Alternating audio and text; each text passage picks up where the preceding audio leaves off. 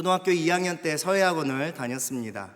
유별나게 개구쟁이여서 저를 걱정하시던 엄마에게 교회 집사님이 서예를 가르치면 애가 좀 차분해진다라고 이야기를 하셔가지고 태권도 조장을 몇 달 동안 보내달라고 조르고 졸랐던 저를 무시하고 결국 서예학원에 보내셨습니다. 초등학교 2학년 남자애가, 그것도 발바닥에 에너지가 충만히 있어서 거실에서 밥 먹다가 부엌으로 물 마시러 갈 때도 전속력으로 뛰어다니던 그런 애한테 공수를 하고 인사를 하고 벼루 앞에 무릎 꿇고 앉아서 물을 붓고 먹을 갈던 그런 모습들이 얼마나 어렵고 힘든 일인지 모르실 겁니다. 나중에 보니까 원장 선생님은 글씨 쓰실 때 본인은 시장에서 파는 먹물을 부어서 쓰시더라고요. 결과적으로는 몇 개월 못 버텼지만 거기서 서예와 함께 주구장창 제가 배웠던 한문 몇 개가 아직도 기억에 남는데, 그게 바로 삼강오륜입니다. 삼강오륜 들어보셨죠? 삼강오륜은 유교의 도덕에서 사람이라면, 인간이라면 반드시 지켜야 되는 기본적인 도리, 세 가지 경영과 또 5가지의 도리를 말하고 있습니다. 군의신광, 부의부광, 부의자강, 또 군신유의, 부자유친, 부부유별, 장유유서, 붕우유신 이런 게 있습니다. 임금과 신하 간에, 부모와 자식 간에, 또 부부와 부부 간에, 또 어른과 청년 사이에, 친구와 친구 사이에 반드시 지켜야 하는, 서로 지켜야 하는 도리가 있다, 이런 것이죠. 이런 것을 지키는 것을 정도라고 합니다. 정도. 사람들이 당연히 지켜야 할 가장 기본적인 도리를 우리는 정도라고 알고 있습니다. 오늘 제가 여러분에게 소개할 사람은 이런 어떤 정도와는 거리가 먼, 정확하게 말하자면 당연히 해야 할 기본적인 도리와는 거리가 먼 삶을 살았던 사람입니다. 그의 이름은 바로 삼손입니다. 삼손은 주일학교 설교의 단골 손님이기도 하고요, 또 성경에서 가장 힘센 두 사람을 꼽자면 삼손과 골리앗을 이야기하죠. 그래서 교회 학교에서 주일학교 아이들이 가장 궁금해하는 거, 골리앗과 삼손이 싸우면 누가 이겨요? 라고 질문했을 때 그 삼손입니다. 만약 저에게 목사님, 사사기에 나오는 여러 가지 사사가들이 있는데 그 중에서 가장 인상적인 사사를 꼽으라면 누구를 꼽으시겠어요? 라고 물어본다면 저는 이 삼손을 이야기하고 싶습니다. 삼손은 한마디로 표현하자면 한심한 사람입니다. 한심한 사람. 한심하다의 사전적 의미를 찾아봤습니다. 한심하다란 뜻은 정도에 맞지 않아서 마음이 가엽고 딱한 상태를 말합니다. 확실히 삼손은 정도와는 거리가 먼 사사였습니다. 그는 사사로서 마땅히 갖춰야 하는 기본적인 도리, 정도와는 굉장히 먼 삶을 살았어요. 그 모습이 매우 가엽고 탁하다는 생각을 했습니다. 여러분도 잘 아시다시피 사사기에는 12명의 사사들이 나옵니다. 오세 삼드기 도랴 이빕 에랍삼. 바이블 칼리지 들으시면 외울 수 있습니다. 오세 삼드기, 진드기 같은 진드기 3마리가 돌아다니는 오세 삼드기 도랴 입 에랍산, 이렇게 외우시면 됩니다. 죄송합니다. 사사는 당시 이스라엘 백성들을 다스리는, 또 이스라엘 백성들을 이끄는 지도자였습니다. 하나님을 대신해서 이스라엘 백성들을 다스리기도 하고요, 또 하나님을 대신해서 이스라엘 백성들을 구원하는 역할을 했습니다. 하지만 그 사사들의 모습을 보면 그 사사가 다스리는 시대에 살고 있는 이스라엘 백성들의 영적 상태를 잘 발견할 수가 있습니다. 사사기 시대의 마지막 사사였던 삼손도 마찬가지였습니다. 사사였던 삼손의 그 한심함은 그 시대를 살고 있는 이스라엘 백성들의 영적 상태를 아주 잘 보여주고 있습니다. 또한 사사기 시대 마지막 사사였던 그 삼손의 모습은 사사기 전체에 흐르는 이스라엘 백성들의 어떤 영적인 흐름을 잘 보여주고 있어요. 그럼에도 불구하고 하나님께서 그 사사시대 이스라엘 백성들의 모습을 통해서 이 시대를 살고 있는 저와 여러분의 모습들을 비교하게 하시고, 또 그것들을 통해서 분명하게 전할 메시지가 이 사사기 안에 담겨져 있습니다. 그렇다면 삼손에 대한 이야기를 하기 전에 먼저 삼손이 기록된 사사기, 이 사사시대의 분위기에 대해서 함께 좀 살펴보고 넘어가야 할 것 같습니다. 출애굽 후에 길고 길었던 이제 광야의 시절이 끝나고 모세 이후에 새로운 지도자인 여호수아와 또 전쟁을 경험하지 않고 광야에서 태어난 이스라엘 백성들이 이제 요단강을 건너서 하나님의 약속의 땅인 가나안 땅에 들어가게 됩니다. 그리고 그곳에서 하나님이 약속하신 그 땅을 각 지파별로 분배받습니다. 그때부터 삐걱대기 시작합니다.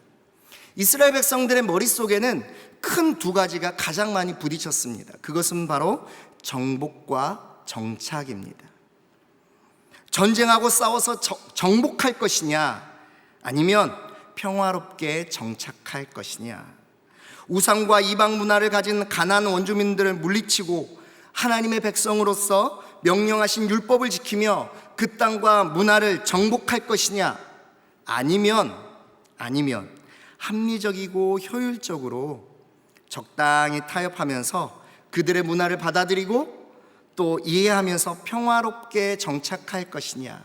이 두 가지가 가장 크게 부딪혔습니다. 하나님이 이스라엘 백성들에게 요구하신 것은 약속의 땅으로 들어가서 그곳을 정복하라는 것이었습니다. 하지만 이스라엘 백성들은 정복보다는 정착을 선택했습니다. 가나안의 이방 문화, 우상 숭배, 또 농경사회에서 오는 풍족함을 선택해서 정착했습니다. 당연히 하나님의 백성으로 살아야 될 기본적인 정도, 기본적인 도리를 잃어버리는 것이지요. 거룩한 하나님의 자녀로서 기본적인 도리를 하지 않습니다. 사사기를 읽어보면 그들의 한심함이 느껴집니다. 그렇게 서서히 영적으로 암울해진 시대가 바로 사사시대입니다. 사사기는 그렇게 가나안 문화에 빠져들어가는 이스라엘 백성들의 모습을 보여주면서도 그럼에도 불구하고 그 암담한 역사 속에서 그 한심한 이스라엘 백성들을 긍휼히 여기시고 포기하지 않으시는 하나님의 신실하심을 분명하게 발견할 수 있습니다. 우리가 오늘 살펴보고 있는 이 삼손의 이야기에는 이런 사사시대의 분위기 속에서 제일 사사시대의 막바지를 달리고 있는데요, 그 사사기에는 기록되어 있지 않은, 다른 사사의 이야기에는 기록되지 않은, 찾아볼 수 없는 매우 독특하고 특별한 세 가지의 특징을 찾아볼 수가 있습니다. 오늘 저는 이 세 가지 특징을 우리 여러분들과 함께 나누기를 원합니다. 첫째로, 삼손이 활동하던 그 사사 막바지 시대에는 하나님을 간절히 찾고 간구하는 회개가 없었습니다. 잘 아시겠지만 사사기에는 공통적으로 나오는 공식이 있습니다. 사사기 전체에는 7번의 악순환 공식이 있는데요, 이게 뭐냐면 이런 겁니다. 이스라엘 백성들이 우상 숭배를 합니다. 하나님이 진노하셔서 징계를 내리십니다. 그 징계에 너무나 고통스러워해서 이스라엘 백성들이 간구하고 회개합니다. 하나님 살려주십시오, 도와주십시오, 부르짖습니다. 그러자 하나님이 구원자 사사를 세우셔서 이스라엘 백성들을 구원해 주십니다. 그러면 또 이스라엘 민족이 평화가 찾아옵니다. 이스라엘 민족이 평화가 찾아오면 또 이스라엘 백성들이 우상을 숭배합니다. 우상을 숭배하면 하나님께서 진노하시고 징계를 내리십니다. 그러면 그 징계에 너무나 견디지 못해서 이스라엘 백성은 또 하나님 부르짖고 살려주십시오, 도와주십시오. 그럼 하나님께서 또 구원자 사사를 세워서 또 평화가 찾아오고, 이런 공식이 7번이나 반복이 되는데요, 삼손이 활동하던 이 사사기 마지막 시대에는 이스라엘 백성들이 회개와 간구를 하지 않습니다. 우리 한번 같이 읽어보겠습니다. 13장 1절입니다. 시작.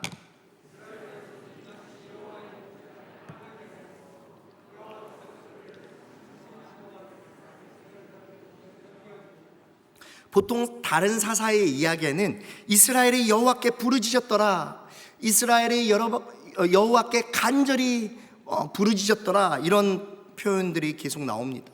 그런데 마지막 사사인 삼손의 이야기에는 이 말이 빠져 있습니다.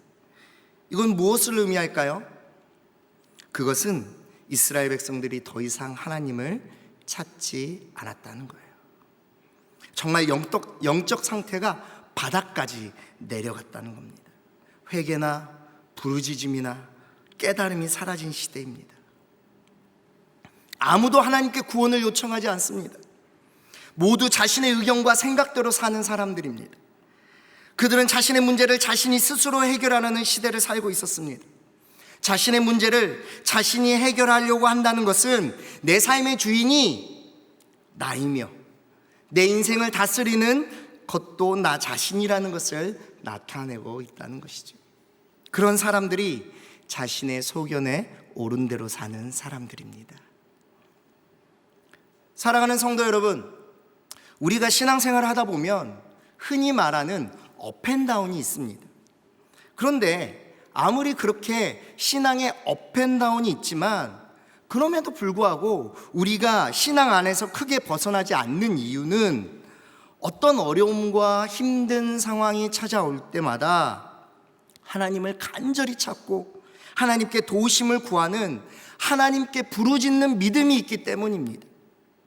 그 믿음 때문에, 그 신앙의 깊은 뿌리가 있기 때문에 세상의 풍파에 잠깐 흔들릴 수는 있어도 하나님으로부터 뽑혀나가지는 않습니다. 그게 성도가 마땅히 가져야 할 기본적인 도리, 정도입니다. 그런데 삼손 시대를 살고 있는, 그것도 스스로 하나님의 백성이라고 이야기하고 있는 이스라엘 백성들은 어려움 앞에서 하나님을 찾지 않습니다. 하나님을 찾지 않고 각자의 어려움을 각자가 해결하려는 시대를 살고 있었습니다. 이미 그들은 하나님을 알지 못하고 하나님을 필요로 하지 않는 가나안 족속들에게 이미 동화되어서 하나님을 잊고 살았습니다. 이스라엘 백성들은 그렇게 고난의 시간을 40년을 보냈습니다. 이것은 다른 사사들이 활동할 때 봤던 고난의 기간 중에 가장 긴 시간입니다. 다른 사사 시대는요, 보통 8년, 7년, 17년, 20년, 18년 등이었으면 삼손 시대 때 받았던 그 고통과 고난의 시간은 무려 40년입니다. 그 40년 동안 이스라엘 백성들은 하나님을 찾지 않았습니다. 이게 바로 영적 무관심입니다. 이게 제일 무섭습니다. 영적 무관심은 하나님을 찾지 않는 것입니다. 성도인 저와 여러분이 가장 조심해야 하는 것이 이것입니다. 믿지 않는 사람들도 영적으로 무관심합니다. 그 사람들은 인생을 고난이라고 합니다. 고난의 이유에 대해서 고민하지 않아요. 원래 인생은 힘든 거라고 생각합니다. 그냥 이렇게 고통스럽게 사는 것이 당연한 것처럼 말합니다. 원래 인생은 소망이 없고, 원래 인생은 기쁨이 없고, 원래 인생은 고통과 아픔의 연속이라고 하면서 스스로를 포기하고 그냥 오늘 하루 모든 욕심과 욕망과 나를 기쁘게 하는 것들에 투자하면서 삽니다. 하지만 예수 믿는 저와 여러분들은 다릅니다. 우리는 고난의 인생에서 하나님을 찾습니다. 힘든 인생이니까 하나님밖에는 소망이 없다고 우리는 이야기합니다. 하나님을 의지하며 삽니다. 그게 신앙입니다.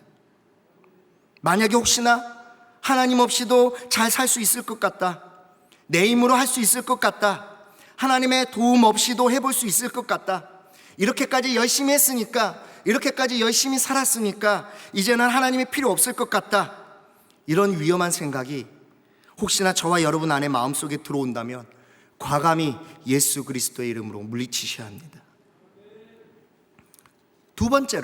둘째로 삼손의 이야기에 다른 사사시대에 없는 특별한 특징이 있다면 그것은 탄생 이야기가 있다는 겁니다.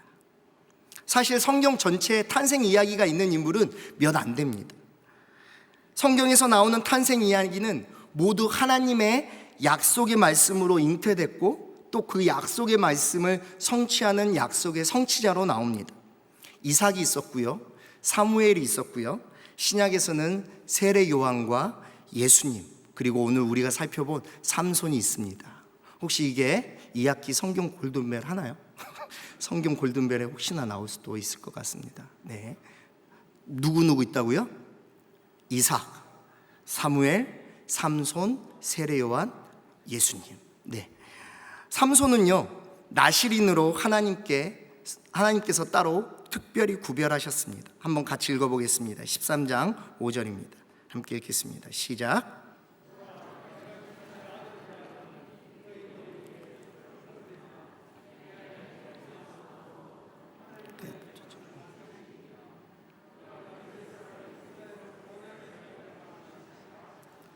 여기서 잠깐 나실인이 무엇인지 한번 살펴봐야 합니다. 민수기 6장 2절에 이렇게 이야기하고 있습니다. 이스라엘 자손에게 전하여 그들에게 이르라.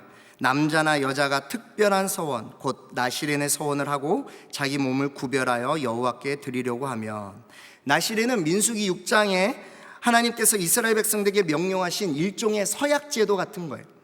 남녀 구분 없이 일정 기간 동안 또는 평생을 하나님을 섬기기 위해 거룩한 삶을 헌신하는 것을 의미합니다.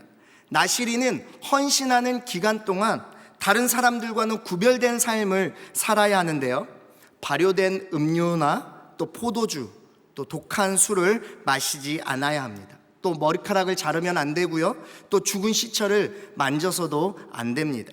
특별히 탄생 이야기가 있는 이 5명, 이삭, 사무엘, 세례 요한, 예수님, 삼손 중에서 평생 나실인으로 헌신한 사람이 3사람이 있습니다. 사무엘과 삼손과 세례 요한입니다.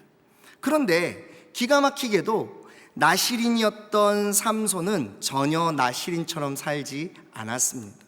아니, 성경에 만약에 기록되지 않았다면 삼손이 나실인지도 모를 정도로 어쩌면 일반인보다 더한 삶을 살았습니다. 삼손은 나실인의 어떤 철저한 구별됨이나 성결이 아니더라도 하나님을 섬기는 이스라엘 백성으로 그냥 정말 가장 기본적인 하나님의 백성으로서의 기본적인 도리를 지키는 것이 당연함에도 불구하고 삼손은 그것조차도 하지 않았습니다. 삼손의 삶을 보면 정말 그렇습니다. 당시 사람들은 나실인을 다 알아봤습니다. 나실인은 삶의 패턴이나 외모나 행동들이 특별했습니다. 그래서 지나가다 보면 사람들이 저 사람은 지금 나실인 기간이구나, 저 사람은 지금 헌신의 시간을 보내고 있구나 알 수 있었습니다. 당시 사람들도 삼손이 나실인이라는 것을 알고 있었습니다. 그렇다면 삼손은 더욱더 나실인처럼 살아야 했습니다. 아니, 적어도 그렇게 살려고 노력은 했어야 했습니다. 그런데 그렇게 살지 못했습니다. 그게 참 한심합니다. 삼손은 참 좋은 조건이라고 생각되는 환경에서 태어났습니다. 안 믿다가 갑자기 특별한 계기가 있어서 하나님의 사람이 된 것이 아닙니다. 바울처럼 어떤 극적인 계기가 있어서 어떤 하나님을 믿었던 인물도 아닙니다. 제자들처럼 예수님을 만나서 삶이 변한 것도 아닙니다. 그냥 태어날 때부터 나실인이었습니다. 상황과 환경이 좋았습니다. 하나님의 구원자로 세우시겠다는 분명한 약속의 말씀도 있었습니다. 믿음의 부모, 신실한 가정에서 태어났습니다. 많은 것을 가졌습니다.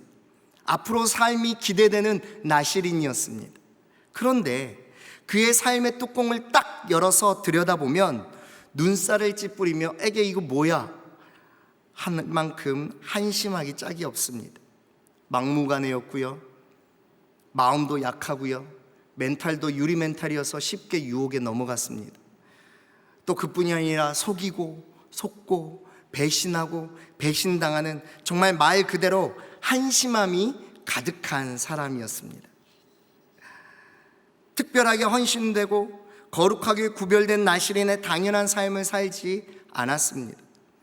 백성을 다스리는 사사로서 어떤 든든함이나 진지함을 찾아볼 수 없었습니다. 성도로서 살아야 되는 삶이 있는데 성도로서의 정도, 기본 도리를 잊고 살았던 것입니다. 그런데 설교를 준비하면서 삼손의 이야기를 읽고 또 읽으며 묵상하는 가운데 저의 지난 삶 속에서 삼손처럼 정도를 벗어났던 수많은 한심한 유승화를 발견하게 되었습니다.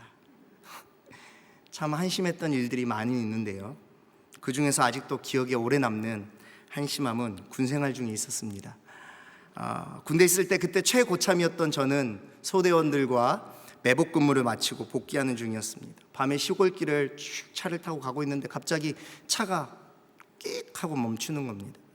갑자기 무슨 일인가 싶었는데 그때 갑자기 소대장님이 길가에 가을에 나락을 수확하고 이렇게 말려놓는 그 새까만 망 같은 거 있지 않습니까? 그거를 차에 실으라고 하시는 겁니다. 저는 그 순간에 그건 아니다 싶어서 내리려는 소대원들을 멈추라고 했습니다.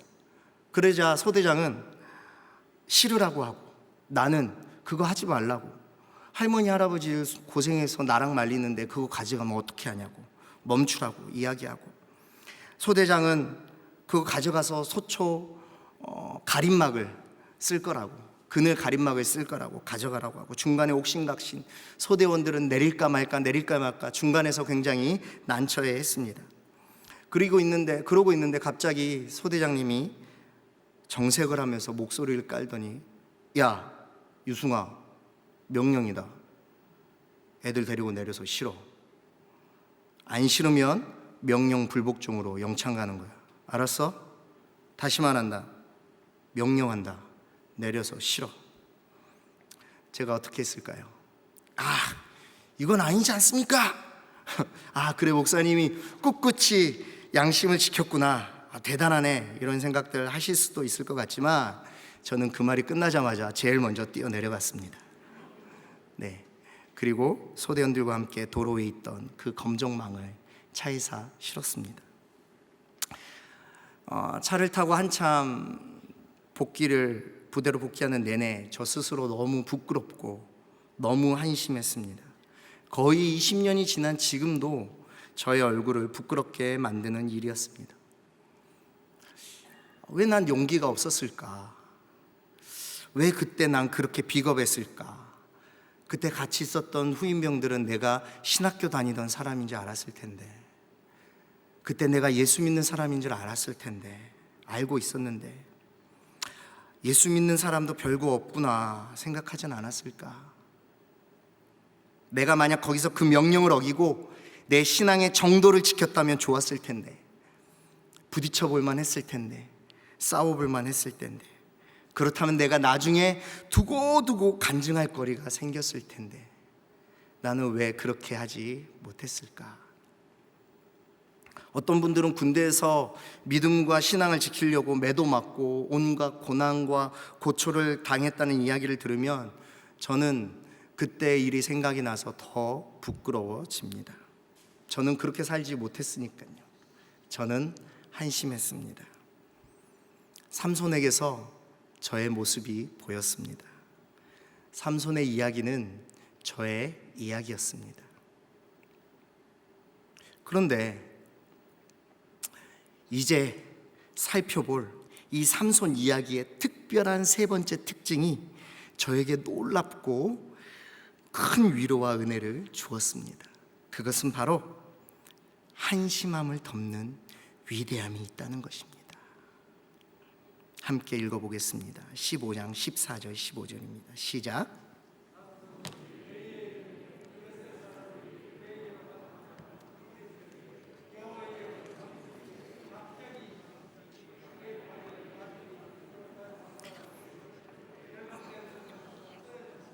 삼손이 나귀의 새 턱뼈를 보고 손을 내밀어 집어들고 그것으로 1000명을 죽이고. 블레셋은 사사시대 이스라엘 백성들을 단골로 괴롭히는 민족이었습니다. 삼손 시대에도 블레셋에게 40년간 고통당하고 있었는데 이 블레셋 사람들은 삼손이 눈에 가시 같았습니다. 같은 민족인 유다 사람들도 배신을 하고 삼손을 잡아서 블레셋에게 바칠 정도였으니까요. 그때 블레셋이 삼손을 죽이러 올 때 하나님의 영이 삼손에게 임합니다. 그리고 삼손은 나귀 턱뼈로 1000명을 죽였습니다. 5명도 아니고요, 50명도 아니고요, 100명도 아닙니다. 바로 1000명입니다. 1000명. 어마어마한 숫자죠. 그리고 외칩니다. 한번 읽어보겠습니다. 16절 17절입니다. 시작. 이르되 나귀의 턱뼈로 한 더미 두 더미를 쌓았으며 나귀의 턱뼈로 내가 1000명을 죽였도다 하니라. 그가 말을 마치고 턱뼈를 자기 손에서 내던지고 그것을 라맛 레이라 이름하였더라. 여기서 저와 여러분이 주목해야 할 것은 바로 나귀 턱뼈로 1000명을 죽인 것을 자신의 힘이라고 말하고 있는 부분입니다. 분명히 하나님의 영이 삼손에게 임해서 삼손이 그 싸움을 이길 수 있었는데도 삼손은 스스로의 힘으로 1000명을 죽였다고 말하고 있습니다. 삼손은 스스로의 힘으로 그 문제를, 그 상황을, 그 역경을 해결했다고 말하고 있습니다. 그러면서 그곳을 라맛 레이라고 부르고 있어요. 라맛 레이는 턱뼈의 산입니다. 무슨 뜻입니까? 자신이 나귀의 턱뼈로 블레셋 사람들을 죽이고 산처럼 쌓았다는 거예요. 삼손은 그 일을 기념하기 위해서 라맛 레이라고 불렀습니다. 삼손에게 있어서 라맛 레이는 자기의 능력의 자랑이었습니다. 하지만 그 라맛 레이야말로 삼손의 한심함을 드러내는 증거입니다. 라맛 레이는 삼손의 한심함의 절정이었습니다. 라맛 레이는 삼손의 능력이 드러난 곳이 아니라 삼손의 한심함이 드러나는 곳이었습니다. 사랑하는 성도 여러분, 저와 여러분들은 어떻습니까? 저와 여러분의 한심함을 발견하게 된 라맛 레이는 언제입니까? 우리는 많은 순간에 나의 라맛 레이를 발견하게 됩니다. 하나님이 주신 것들을 인정하지 않는 순간, 내 힘과 노력으로 나의 열정으로 해보려는 순간, 나의 경험과 지혜로 계획하고 살아보려는 순간, 더 이상 하나님을 찾지 않는 순간, 간절함과 절실함이 사라지는 순간, 하나님의 거룩한 교회로, 거룩한 성도로 살지 못했던 순간, 내가 사랑하는 사람들에게 말과 행동으로 상처 주었던 순간, 해야 할 말과 해야 할 행동을 하지 않고 하지 말아야 할 말과 행동을 했던 순간, 그 순간이 바로 저와 여러분의 한심함을 발견하는 라맛 레이였습니다. 사람은 자기가 계획하고 원하는 대로 살지 못하는 존재입니다. 한없이 연약하고 한없이 힘이 없습니다. 열심히 산다고 하지만 정신 차리고 보면, 또 뒤돌아보면 이게 지금 무슨 일인가? 지금 내가 뭐 하고 있는가? 라고 생각하는 것이 우리의 인생입니다. 우리를 보십시오. 비가 좀 많이 내렸다고, 바이러스 하나 돌았다고 아무것도 못하고 멈춰버리는 연약하고 힘없는 존재가 바로 저와 여러분 아니겠습니까? 성도의 삶도 마찬가지입니다. 나 자신이 어떻게 살아야 하는지 알고 있었던 것처럼 성도도 이 땅에서 어떻게 살아야 되는지 잘 알고 있습니다. 어떻게 살아야 하는지 공식은 알고 있는데, 이 어려운 시기에, 이 힘든 상황 속에서 성도가 무엇을 붙들어야 되는지 알고 있는데 그게 잘 안 되는 게 저와 여러분입니다. 그래서 괴롭습니다. 여러 가지 예기치 못한 상황과 현실로 괴롭습니다. 나의 한심함과 나의 무기력함을 발견했을 때도 괴롭습니다. 나의 라맛 레이가 더 이상 나의 자랑이 아니라 나의 연약함이자 한심함을 깨닫는, 발견하는 그 순간이 우리를 괴롭게 합니다. 그리고 바로 그때가, 바로 그 순간이 하나님의 위대함을 발견하는 순간이기도 합니다. 우리 함께 읽겠습니다. 15장 18절입니다. 시작.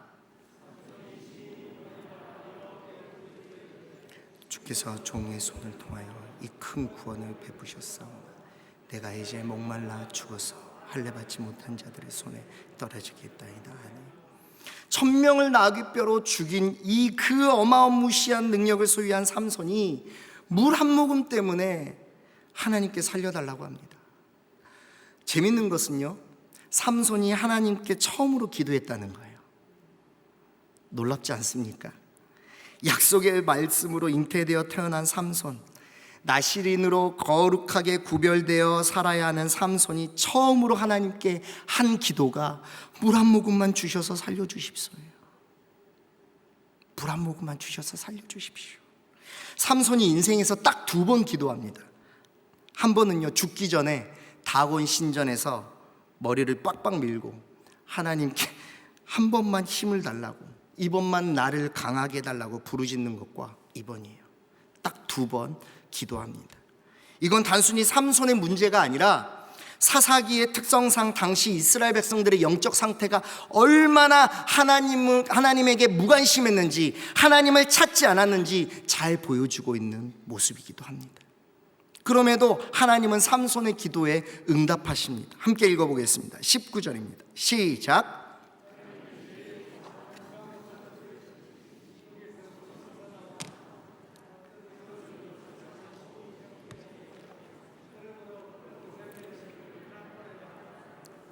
그 셈이 오늘까지 레이에 있더라.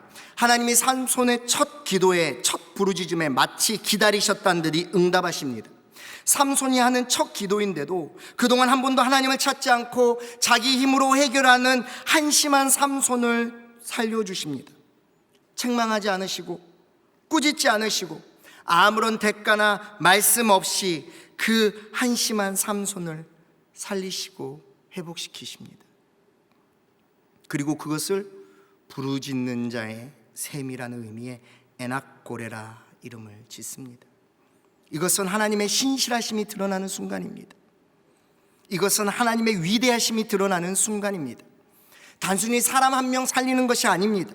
그것이 나시린으로 살지 못하는 한심한 삼손일지라도 여호와의 영으로 놀라운 힘과 능력을 받았지만 단 한순간도 하나님을 찾거나 하나님께 부르짖지 않았던 삶을 살지라도 한 번 약속하신 하나님은 그 약속을 분명히 성취하시고 이루시는 분이십니다.